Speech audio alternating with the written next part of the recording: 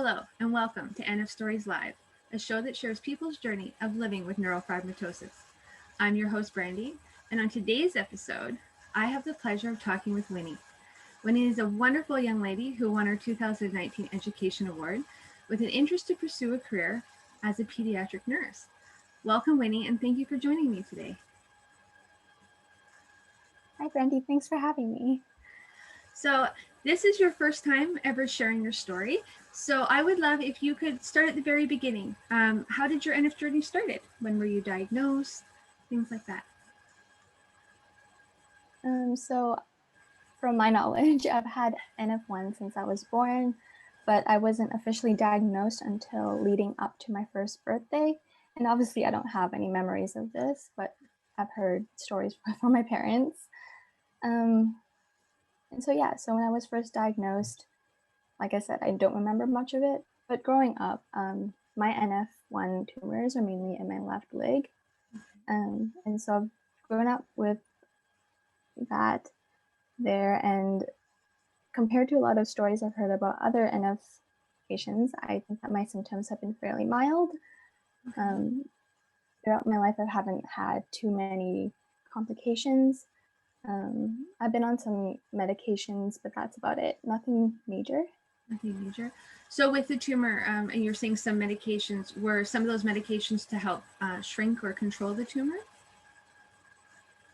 So the goal of one of the medications I've taken was to shrink the tumor, and because these tumors lay very close to my nerves in my left leg, we can't operate on them. And although there is the option to, there's too much of a risk of potentially paralyzing the leg, and so it's just not worth the risk because I'm doing fine with it.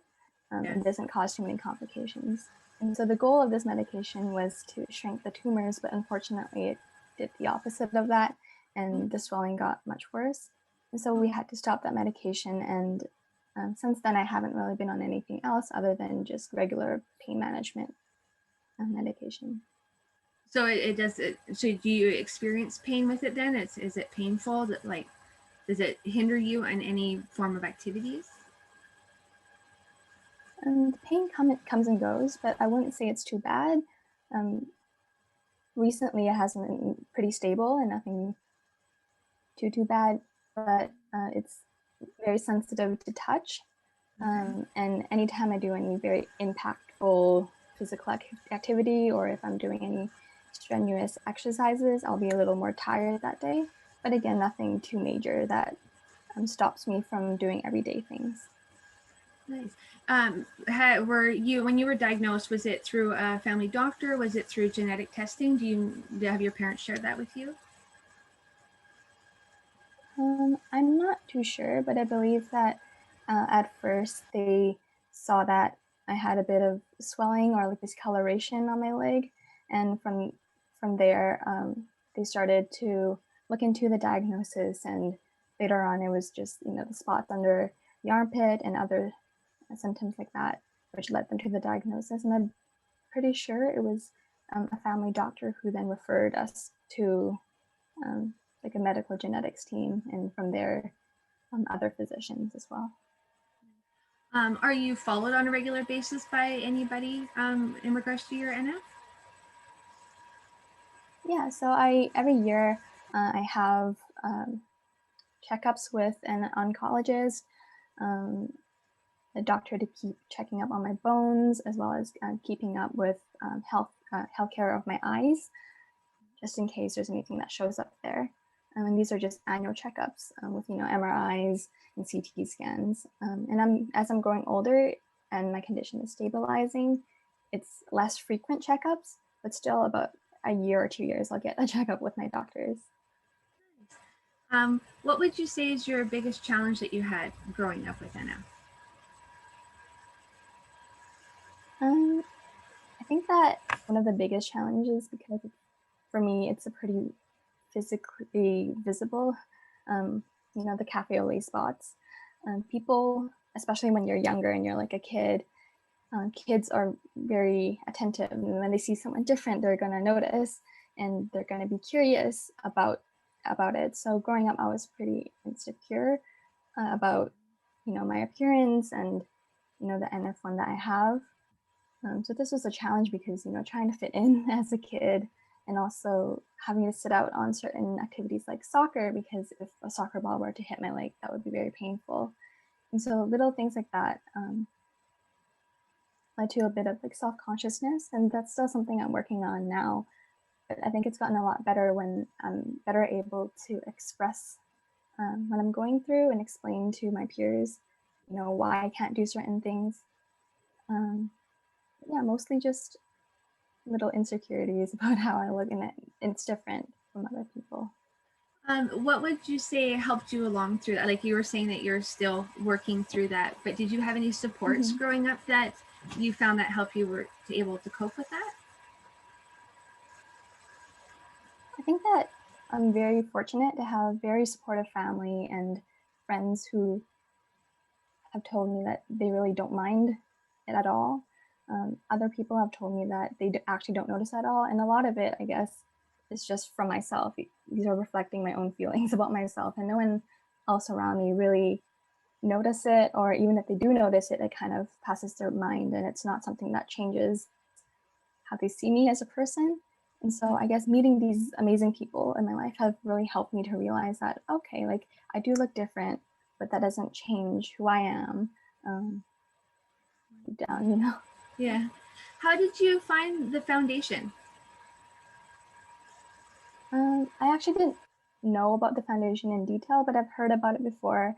And I believe it was my dad who told me, oh, I think when you're younger, the doctors told us about this foundation, and they probably have a scholarship, because I was looking for funding for university and so on. And so I just looked on the site. I read some stories that were posted about different other patients with NF1, and browsed a little deeper and found the award application. And I was like, why not apply? Yeah, nice. Well, congratulations on it. So you've decided to become a pediatric nurse. I know you're still waiting for approval. You had told me earlier. What led you to want to become a pediatric nurse?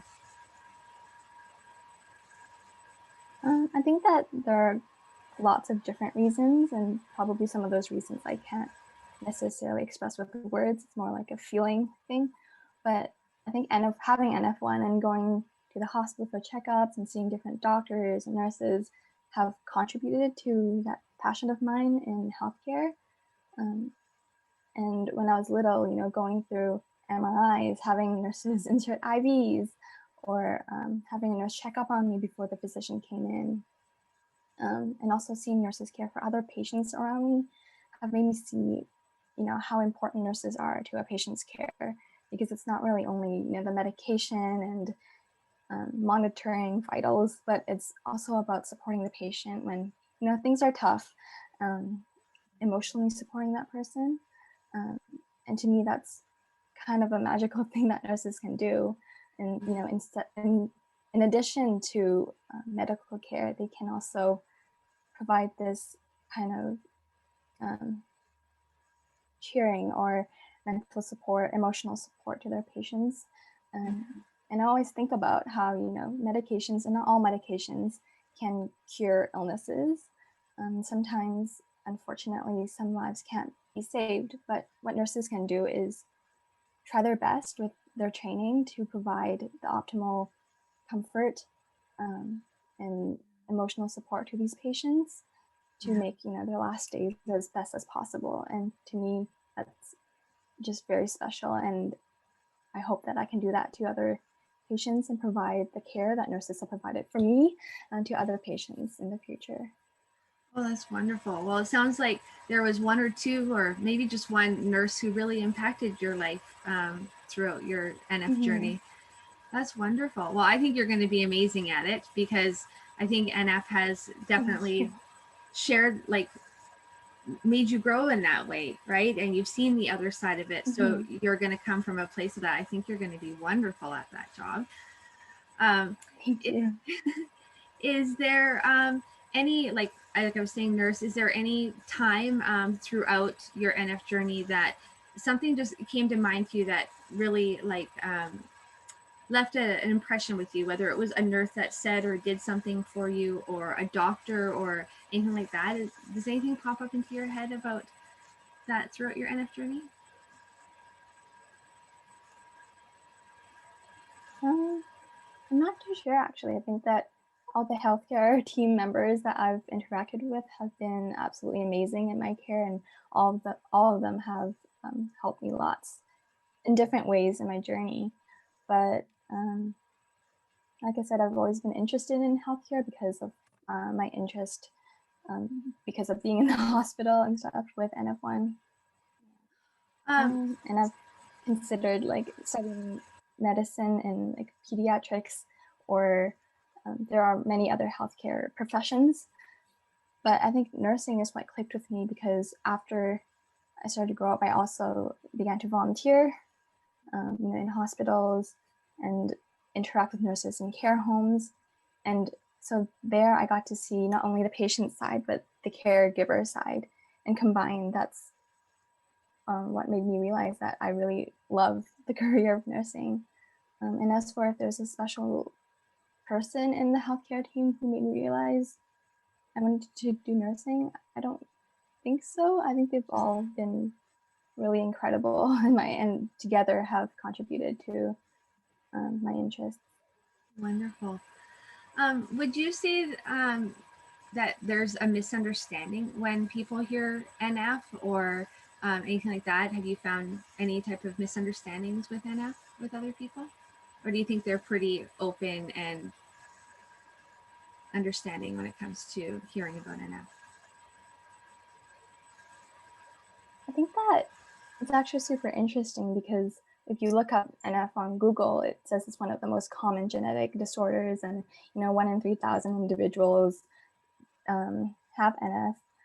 But in my experience, anyone I've talked to, except for maybe one person, had no idea what it was, and they've never heard of it. And when you Google it, and this has happened to me in elementary school, when teachers would Google my condition, they'd be like, oh, okay, so she doesn't really look like she has any tumors on her face, because that's what a lot of conditions on Google seem to portray. Oh, she doesn't really seem to have any severe learning disabilities, which again, Google displays. And so I think that a lot of the misconceptions are, the big ideas and the general symptoms that show up on the first Google search. But obviously NF1 is such a diverse condition. I've heard of people who show no symptoms at all, to patients who have very severe symptoms that unfortunately do affect their daily life. And so the misconceptions there, I think, vary from what you see online.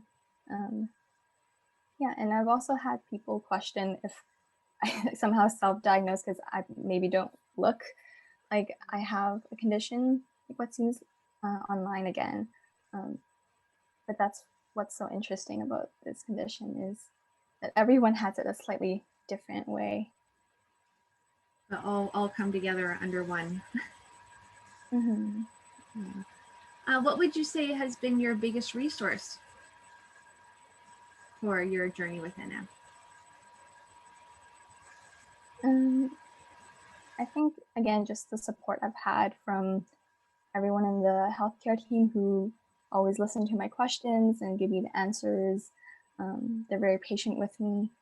Also my family, who's always been super supportive. It's not easy to have a child with a condition where you have to go in and out of the hospital or checkups and keep up with all these appointments. And I'm very thankful for my parents for all the hard work that they've put into bringing me to these appointments and trying to keep me healthy. And as well as my friends. My really close friends are very supportive and don't really judge me on the sole fact that, I have a medical condition. And I'm just very, very grateful for everyone in my life who have been supportive. It's helped a lot, especially during times that aren't so fun. Exactly. That's wonderful to hear that you have such a great support system.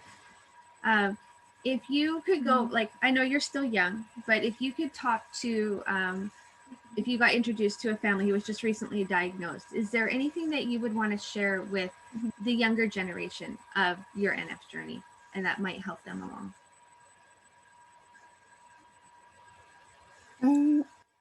I guess I'd say don't let NF stop you from doing what you're passionate about or what you want to do.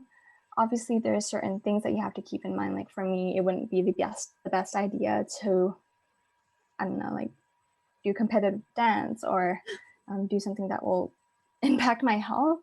Yeah. But I think when I was younger, before truly understanding myself, is that I've let this condition stop me from try for opportunities because I'm afraid, oh, what would they think about me? Or would they, or are these people going to decide not to give me a certain opportunity just because I have NF1? And I think that for anyone who's recently diagnosed with NF is to go for it, go for these chances, because NF1 is just, I think of it as like a label. Like it's just what you have. It's part of your story, but it doesn't define who you are and your abilities or your heart and your personality. So for me, I'd suggest just go and pursue what you're passionate about, and you never know what you can accomplish. Wow. Wow. That's awesome. I love that advice. I think that's wonderful. Now this is a little bit off topic, but with the COVID and school, and how has that been for you this last year, coping with the changes of going to school and wanting to pursue this career? Have you found it harder to navigate during the pandemic?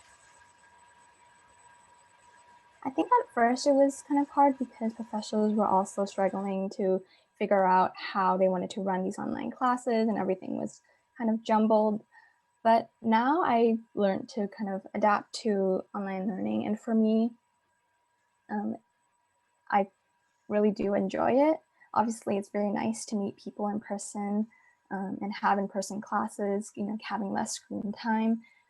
But also because, again, my tumors in my leg, it's actually a bit hard to carry a heavy backpack and have to commute to school and walk around campus. It can get tiring on some of the days we have to run across campus.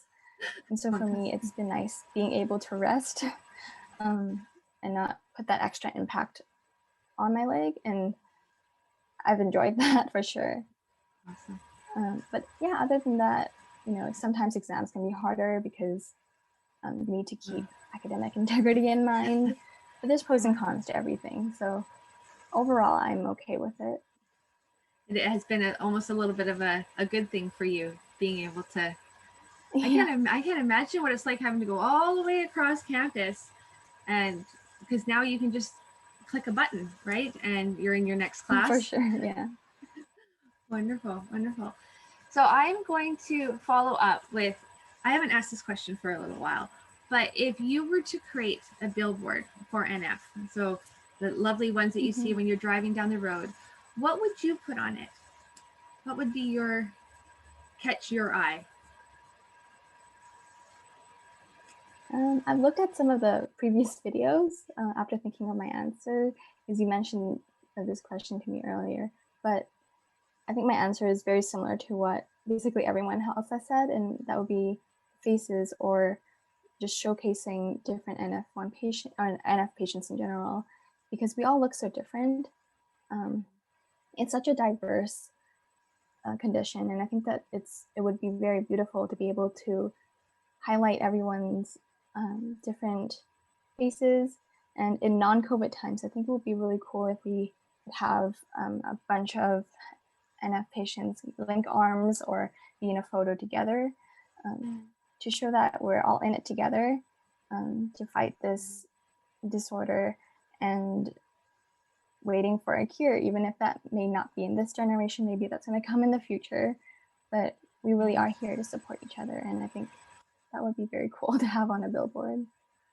That's wonderful. I agree. I think that would be absolutely beautiful. I can't wait till the pandemic gets lifted and we are able to get together. I think, like you said, it's nice to come together on something like this, like a Zoom, but when you're in person, that connection is like elevated just a little bit more, right? And so I can't wait for that either. And hopefully we'll eventually get to meet face to face at one of these amazing functions and Thank you so much for joining me today, Winnie, and sharing your story and your. I can't wait to hear about you being a nurse, because I think your passion for wanting to make it better on both sides for people is like the perfect mix for you to be a pediatric nurse. So I am going to be grateful to have you on our side, on both sides, in the medical field. Hopefully you get in. I can't see why not. But thank you for joining me today, and I can't wait to see you in the future. Bye. And thank you for giving. Sorry, thank you. That was okay. Yeah. Bye.